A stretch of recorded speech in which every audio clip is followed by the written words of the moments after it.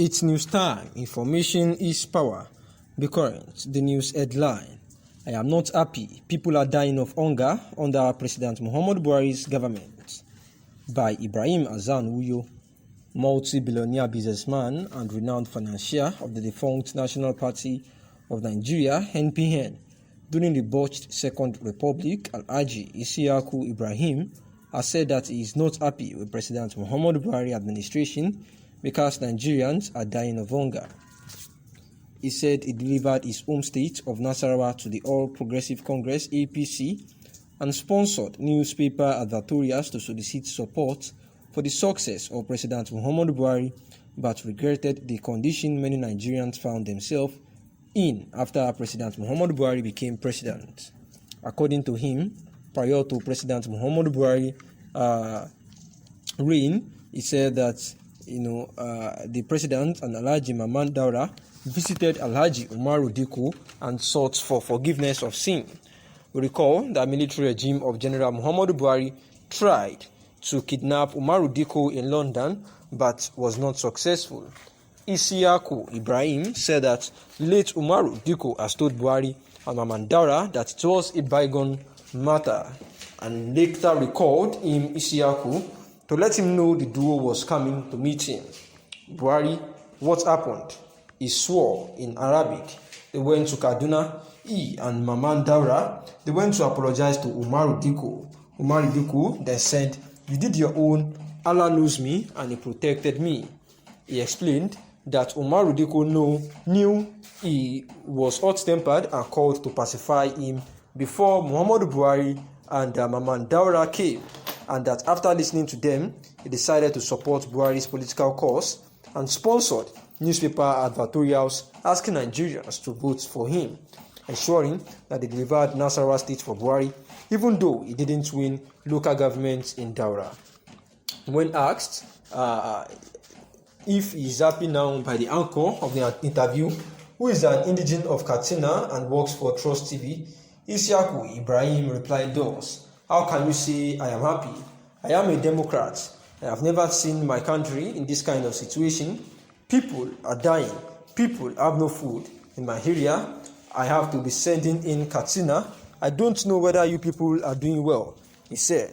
The former NPN strongman revealed that he had assisted the People's Democratic Party (PDP) with a take-off grant of 10 million naira when late Chief Solomon La begged him to assist the party at inception. He said he went to the chief Ari Akonde, who he had helped to work in billions, and Ari reciprocated by giving him 10 million naira draft, which he handed over to late Solomon La. Also, I organized fundraising that night. I raised 78 million naira for them, he said. Isiyaku Ibrahim said he had never nursed an ambition to hold a political office, but he cannot take rubbish from people, but can promote individuals in politics to be anything. He also went down memory lane, saying that General Gowon was toppled as head of state because he never fulfilled his promises. He said he and one Chief Amakri were the first Nigerians to own private jets, and disclosed how he became a wealthy businessman through his foreign connection and a contract from the Nigerian Air Force. Saying all this, he had declared in his mindset that he is not happy with the status of the economy as at now, that many people are dying, and that the regime of President Muhammadu Buhari is not doing as promised, and that the success as at now cannot be compared to the pledge that they made, to Mamman Daura and Dikko, while they actually came to apologize for their misdeeds in the past. Nwabueze San has saluted President Muhammadu Buhari for considering the plea of Igbo leaders to release Mazi Nnamdi Kanu.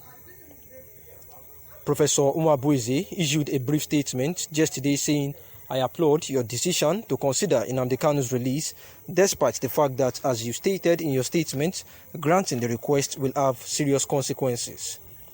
Igbo leaders and serving ministers led by First Republic Aviation Minister Chief Mbazulike Amechi met with President Muhammadu Buhari at the Presidential Villa, Aso Rock, Abuja, and pleaded for the release of Mazi Nnamdi Kanu, the detained indigenous people of Biafra IPOB leader, who is on trial. In response to the Igbo leader's plea, the president said in a statement issued by his special advisor on media, Mr. Femi Adesina, that you have made an extremely difficult demand on me as the leader of this country. The implication of your request is very serious. In the last 6 years since I became president, nobody would say I have ever confronted or interfered in the work of the judiciary. God has spared you, and I have given you a clear head and a very sharp memory at this age.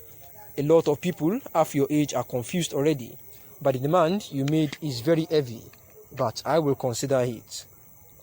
And this was the news as per Nnamdi Kanu's release, of which the Southeast leaders had actually gone to pay President Muhammadu Buhari a visit so as to discuss on how to release him, that is to find a political solution to the detainment of Mazi Nnamdi Kanu, who is still presently at the DSS facility.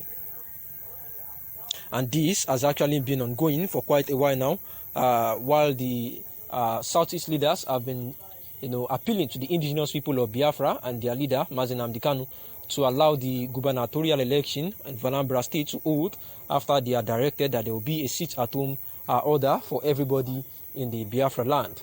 And due to the plea of the Southeast stakeholders, which they have actually said that they are going to ensure that the federal government, looks for a political solution to address this situation. However, that they should stop their sit-at-home order so that they can intervene. And this the IPOB had complied with, and that is one of the reasons why the Southeast leaders had made a bold step yet again to visit President Muhammadu Buhari at Abuja, so as to discuss a way forward. And then getting there with the chairman of the Igbo leaders, Professor Ben Nwabueze, senior advocate of Nigeria, where he talked to Muhammadu Buhari about the release of Mazi Nnamdi Kanu so as to restore back peace and stability in the Southeast.